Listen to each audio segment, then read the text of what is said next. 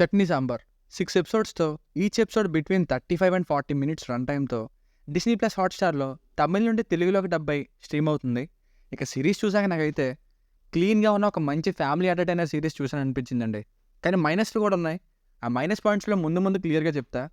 కష్టపడి సిన్సియర్గా బ్రతికేవాడిగా main lead అయిన యోగబాబు గారి క్యారెక్టర్ ఏదైతే ఉందో నేనైతే నిజంగా ఇన్స్పైర్ అయ్యానండి. పెద్ద ఫ్యాన్ అయ్యా ఆయన కన్వీన్సింగ్ యాక్టింగ్కి. ఆయన కనిపించిన ప్రతి సీను ఇంకా చెప్పే ప్రతి డైలాగ్కి ఒక పర్పస్ అండ్ వాల్యూ ఉంటుంది సిరీస్లో. మధ్యలో 3, 4, 5 ఎపిసోడ్స్ని చూసి గ్రాఫ్ పడిపోతుందేమో అని మిస్అండర్స్టాండ్ చేసుకున్నా. కానీ మళ్ళీ ఒక్కసారిగా రైజ్ అయిన లాస్ట్ ఎపిసోడ్ చూస్తే అర్థమైంది క్యారెక్టర్స్కి స్టోరీకి నేను ఎంత కనెక్ట్ అయ్యానని.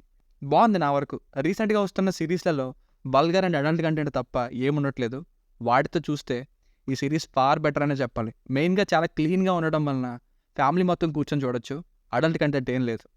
ఈ 3, 4, 5 ఎపిసోడ్స్ కొన్ని చోట్ల స్లో అనిపించినా సరే మిగతాదంతా కూడా కాసేపు నవ్విస్తుంది, ఎమోషనల్గా కూడా చేస్తుంది.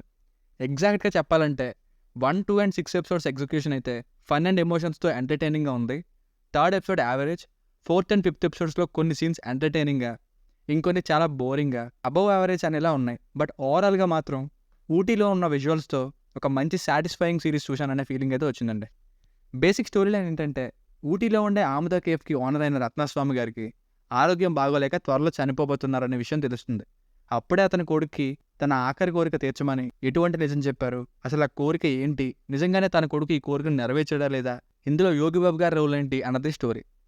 ప్లస్ విషయానికి వస్తే ఫెమిలియర్గా ఉన్నప్పటికీ మంచి స్టోరీ, ఇంకా ఊటీలోని కూల్ విజువల్స్, చాలా చోట్ల కనెక్ట్ అయ్యేలా చేసే feel good background music, Bani Bhojan గారు ఇంకా యోగిబాబు గారు అలాగే మిగతా యాక్టర్స్ అందరి యాక్టింగ్, ఇంకా మధ్యలో కొంత మదర్ సెంటిమెంట్, ఇవి ప్లస్ పాయింట్స్.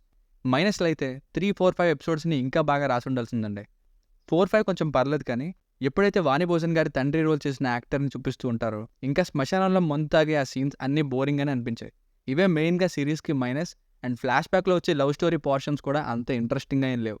అలాగే లాస్ట్లో సడన్గా ఆ మదర్ రోల్ మంచిగా ఒకేసారి మరి నీతులు చెప్పడం మెలో డ్రామాటిక్గా అనిపించింది. సో ఫైనల్గా ఈ సిరీస్కి వర్డిక్ట్ ఏంటంటే అది గైస్ 1 to 6 ఎపిసోడ్స్ అయితే చాలా చాలా బాగుంటాయి.